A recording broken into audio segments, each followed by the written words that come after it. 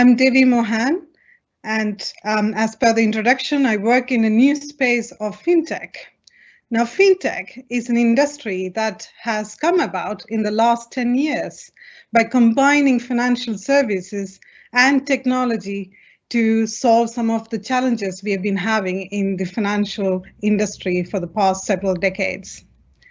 To give you a bit of background on what I do, I run a FinTech research company called Burnmark. We provide research into banks and enterprises and regulators and governments.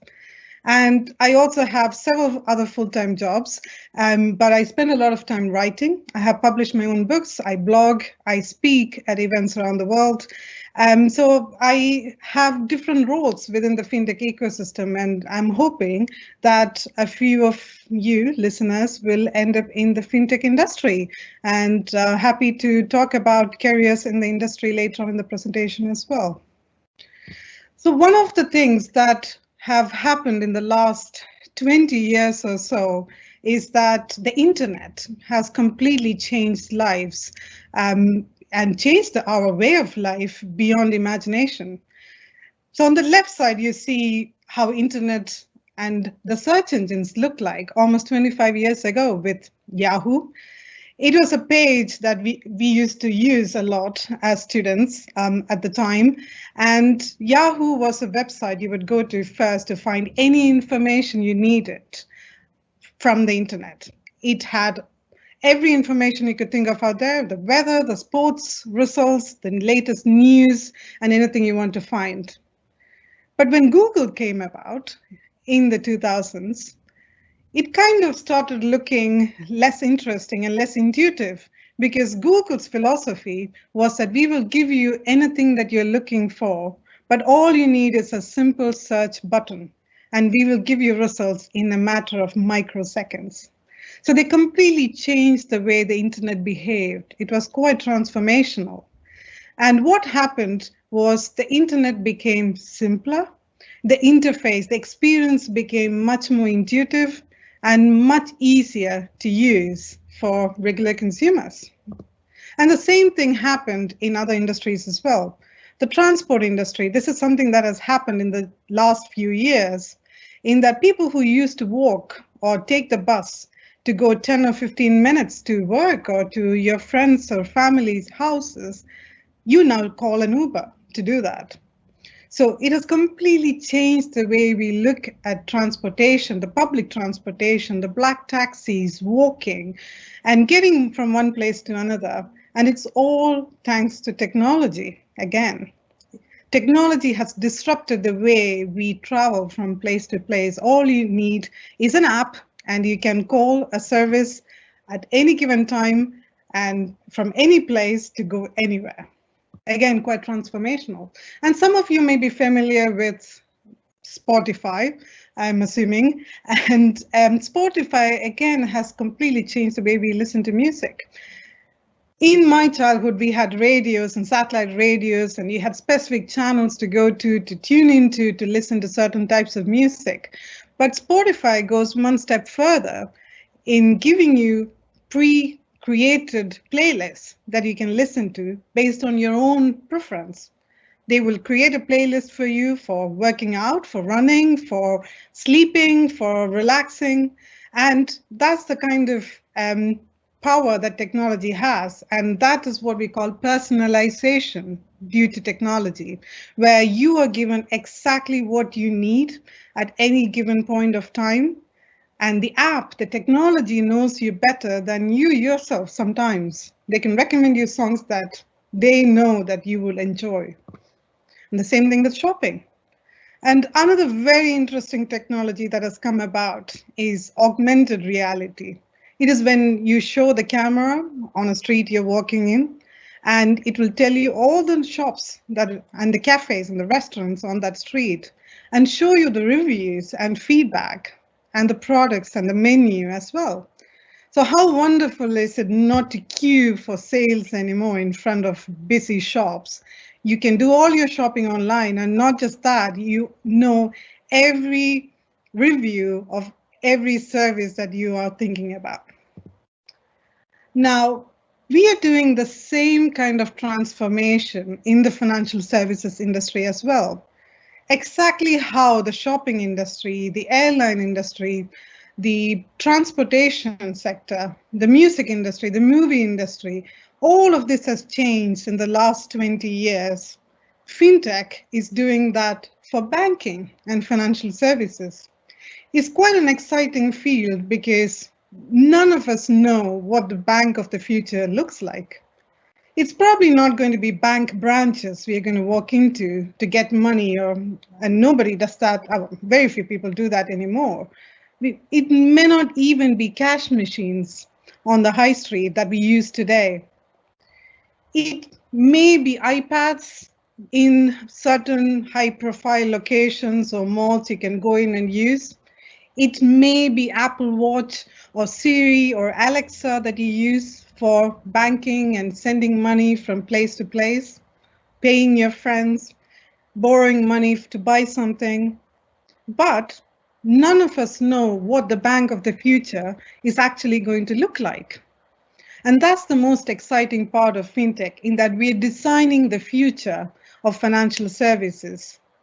And the hope and the aim of FinTech is that technology will be so invisible that you just need to know that your money has to go from place to place, and technology will make it happen for you. For example, all you need probably in the future is a gesture, and you send money from place to place. Or talking to your device, your Alexa or Siri, and telling them that you want to get some money to buy a new pair of shoes, and it probably reaches your account immediately. So it's quite an exciting future we are developing using technology.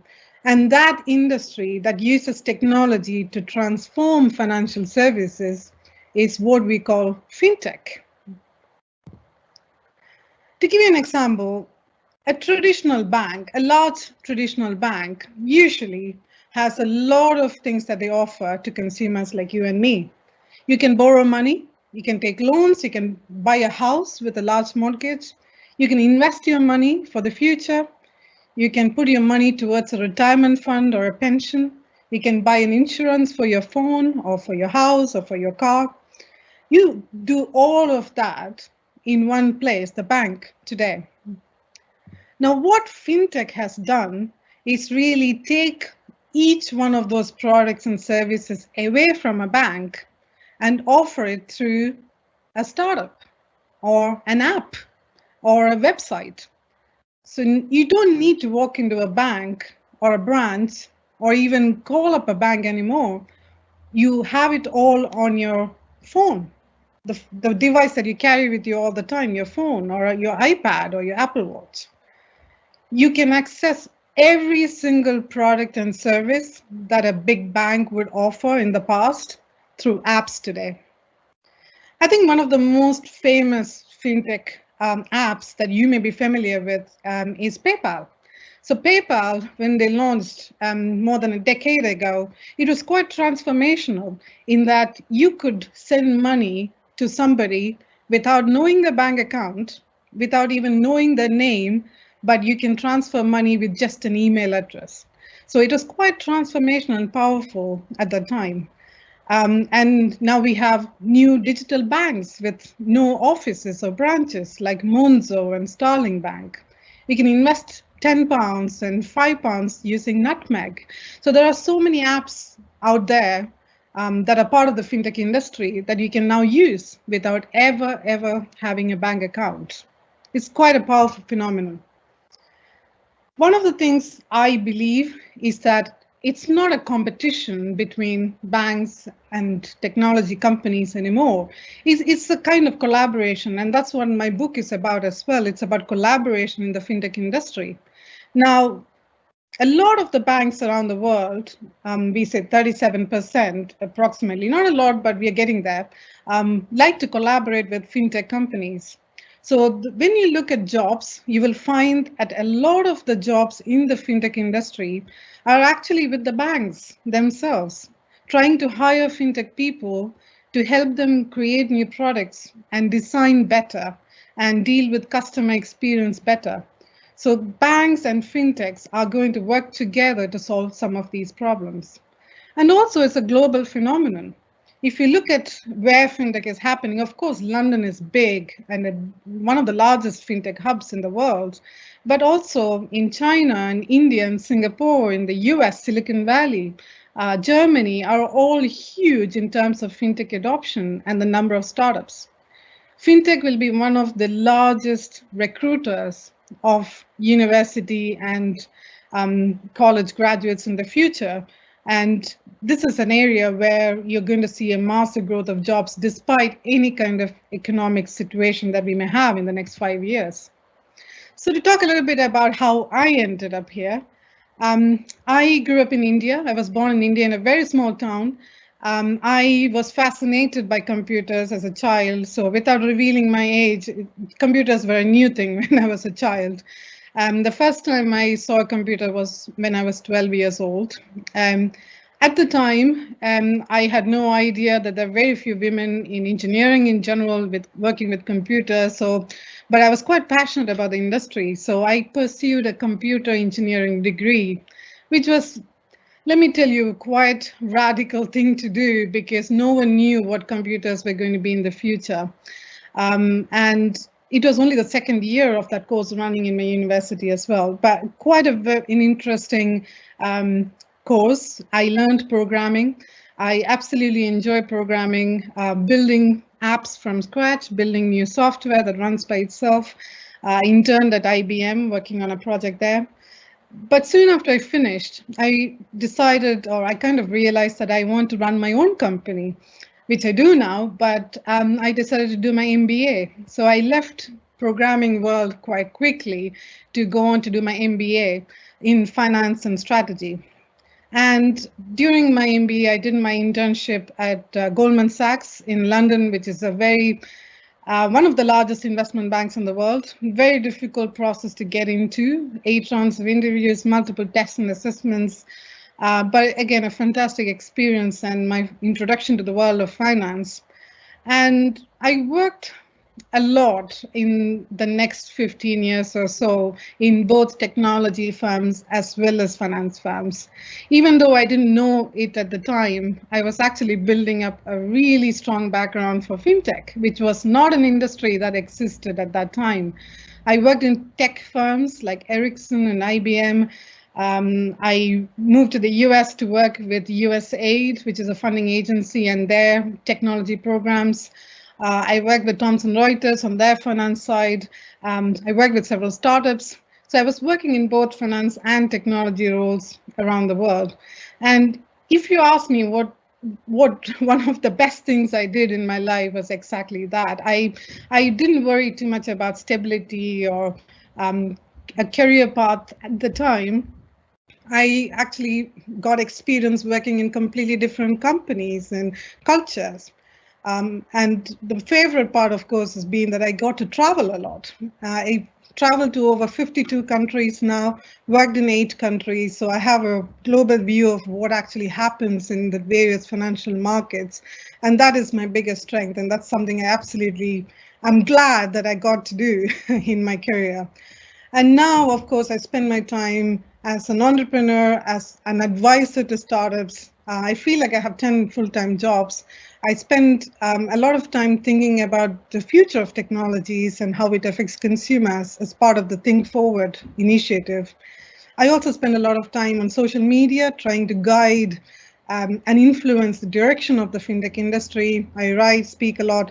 So one of the other things I have found in that long period of working in different places is that you don't need to work one job anymore. You can actually have different roles that you take on and the experience that you collect over time that you can use in whatever happens in the future, which is quite hard to predict. So what do you do to get into fintech and find a job there? You don't need to be a hardcore technologist to be in fintech. So that's the best part. You can be a programmer or a developer if you enjoy that, but you absolutely don't need to know any programming to be in fintech. You can be an expert on design, on communications, on digital marketing or social media. You can be an expert on research, market analysis. You can do business management or project management. You can do marketing or sales. You can have n number of roles within the fintech industry, working for a startup, a large technology firm, or a bank. And some fintech people are now being hired into the government and regulatory bodies as well to work on fintech regulation and the future of fintech. What you need, though, is a thinking about the future and what it might look like, and trying to solve problems as they come along in completely new and innovative ways. You also need to have a very good team management dynamic, in that all the companies that work in fintech are trying to be as effective, as productive as possible. So you need to be a very good team player, working and collaborating with other people. And you also need good communication skills. You're going to work with multinational teams, and there could be people from different cultures working together completely virtually without even seeing each other once. So how do you communicate in those kind of scenarios? It's a fun industry to be a part of, and I hope some of you end up in the fintech industry, and I look forward to connecting on that. Thank you. Thanks, Devie, for your presentation and for giving us a whirlwind tour of your career journey and how you got to where you are. Really interesting. So you mentioned that you got, you studied, computing. What first got you interested in finance in particular, in that industry? Well, I was definitely interested in computing from a very early age, and that's an area that I got into. I kind of planned to get into, but finance was a bit of a surprise to me because I love learning. And one of the things I realized during my engineering degree was finance is where the largest technology application is. So as an industry, financial services is one of the biggest recruiters of technology people. And also it is a fascinating industry for me. So to me, primarily, it was about learning that new industry, that very beautiful, glamorous, hot new industry of financial services and investment banking that drew me to it. But also the fact that it was a huge recruiter and technology had a big role to play in that industry. And even though I didn't know it at the time, finance and technology have combined to form FinTech as an industry, which I absolutely love to be part of. But that kind of merger was quite natural in my mind, that technology can solve a lot of the things that finance was working on. Amazing. So it was more of like an emerging industry. You saw lots of new opportunities to learn, and as you said, it's a rapidly changing industry. And I just wanted to ask, as it's all about technology, are there any roles left for humans in FinTech? Actually, FinTech is all about humans because technology can only do so much. What technology does well is automating some of the most boring tasks of doing some things. For example, if you hate standing in line when you go shopping, you probably hate standing in line for those few minutes, but you probably love the shopping experience. So technology can take away the most boring parts of what you do. Standing in line for you, for example, you get digital tokens and you never stand in line, but the actual shopping, the experience that is really personal to you still remains. So it's still very much about people, but automation takes away some of the boring sides of finance. But there are a lot of things where human thinking and human involvement and collaboration and ideation and coming up with ideas as a team are absolutely critical in any FinTech role. And the best part is the boring things are taken care of by AI and chatbots and technology that automates all of those things, which you don't have to do anymore. You do only the fun things. So I think of automation as it's a good thing for humans rather than something that will take away our jobs. Right. So it kind of gets rid of the more boring aspects of banking or shopping, as you said. So in your role, what are the challenges that you face and how do you overcome them? It's interesting because when I got into technology and computer engineering, I was one of 8 women in a batch of 250. So one of the very few women in the whole college. And it is quite difficult, I think, as a woman, as a person who has grown up in a small town, as a person who has grown up in quite a different culture to what I work with today. But I think the most important thing is that you are willing to learn and you're willing to change and transform. Not just yourself, but your ideas and the way you do things as you go along. And that's what any startup is about. That's what any tech industry company is about. You should be willing to change. And I think that's what it is. I mean, some of the challenges I've had is, of course, because of who you are. And both finance and tech are very, very low in women representation and ethnic minority representation. But I have never looked at it as a problem. I've always looked upon the next big challenge to solve, and how do you do your work in the best way possible and then solve that problem and do the work as best as you can. And I think that's what's helped. I mean, to give you an idea, the company I run is one of the few fintech focused research companies in the world today. And a lot of the people talk to me on Twitter. I spend a lot of time on Twitter. A lot of people talk to me on Twitter to say, oh, it's fantastic that you as a woman have done this and launched a research company. And to me, it is irrelevant whether I'm a woman or a man, because we do some of the best research in the world. We have the largest amount of data of any company in the fintech world. So to me, it's about results and it's about the quality of work.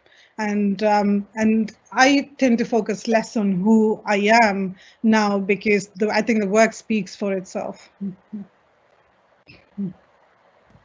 Amazing.